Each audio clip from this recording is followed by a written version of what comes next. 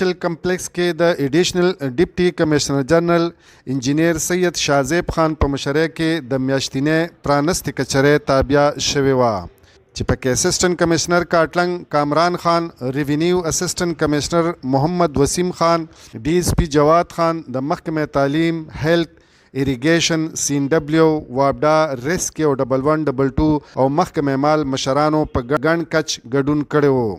مرکزی تنظیم تاجران صدر حاجی خان فراز خان، د ډیډک چیرمن ام پی ای ملک شوکت کوارډینیټر ملک مراد خان هم په دغه ریونیو دربار کې ناسته وکړه. مختلف مسایل چې د عوامو د خلکو هغه په باندې باس مباحثه وشوله.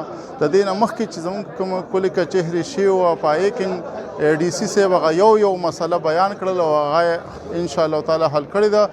نن په آن د سپاټ ډېرې مسایل حل شولې او کوم کې چې داسې معمولي ګنجایش ده انشاءالله تعالی چې په راروانه کلي کچهرې کې به هغه حل شي او عوامو پکې ښه برابر شرکت وکړو. بیا به عوامو ته خواست دی چې چا څه مسایل نو دې کلي کچهرې ته راوړی او آن د سپاټ په حل کېږي او ستاسو ته به هېڅ قسمه تکلیف نه میلاویږي. موږ په دې تحصیل کې ولاړ یو او دا تاسو شاته دا کمپلیکس چې اینې نو دا د دوی آفیشلی خبرې دي، لکه دوی ته دا د برې نه یو انسټرکشن شوی دی چې تاسو هر تحصیل ته لاړ شئ، هر ضلعې ته لاړ شئ او تاسو د عوامو نمایندګي وکړئ او تاسو د عوامو مسلې حل کړئ. باقي زموږ د ام پی ای صاحب حوالې سره، زموږ د پولیټیکل زموږ د پارټۍ حوالې سره هغه الحمدلله چې کوم دی موږ ټیم په ټیم باندې چې کوم دی کوو مو حل کوو مو لګیا یو انشاءالله چې کوم دی نو دغه زموږ نه دی پاتې. عاملو وګړو د مسلو انبارونه ولګول.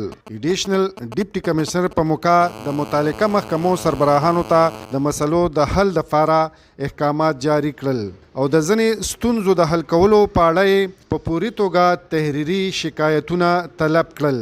هغوی د کلي کچرۍ د مهمې لړۍ په دوام د خپلو کلکو ارادو پخلی وکړو. کلي کچهري وشوه، ډپارټمنټس والا هم راغلي وو جي او ډفرنټ مسلې مونږ واورېدلې. اوله موږ زاړه مسلو ته رالو چې کوم لاس کلي کچهري کې موږ ته راغلی وې، دغه کې ډېرې مسلې حل شوي دي او ډېرې مسلې چې کوم دي یا به را روانو ورځو کې مسلې حل شي. موږ دا نیکسټ کلي کچهري به انشاءالله جنوري اینډ یا فروری کې بیا کوو. موږ هرې میاشتې یو کلي کچهري چې کوم دا هر تحصیل کې کوو او 15 شپه کلي کچهري مردان کې چې کوم دا موږ وي او دې کې موږ هر ډپارټمنټ والو ته وایو، خلک راځي خپل مسلې وایي. دا مسلې موږ بعد کې خپل سټیزن پورټل کې واچو او څه هغه ټایم حل شي او څه مسلې داسې وي چې کوم کې فنډینګ ضرورت وي نو هغه لږ ټایم اخلي. محمد ایوب، پښتونخوا ریډیو، مردان.